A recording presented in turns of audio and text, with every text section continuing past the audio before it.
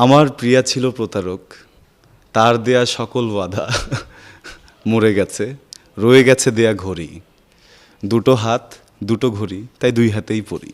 দুই হাতে দুই ঘড়ি কেন আসলে আরশ খানের? এটা কি আসলে একটা লন্ডন টাইম একটা বাংলা টাইম নাকি আসলে কি কারণ? না, কিছুই না, মানে হাত দুইটা তো, একটাতে পড়ি আরেকটাতে, মানে অনেক আগে থেকেই পড়ি আমি। হ্যাঁ, আমি তো ধরেন এই এই প্রশ্ন থেকে বাঁচার জন্য একটা কবিতাও লিখে ফেলেছি।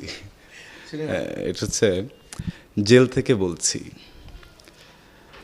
আমার প্রিয়া ছিল প্রতারক, তার দেয়া সকল বাধা মরে গেছে, রয়ে গেছে দেয়া ঘড়ি।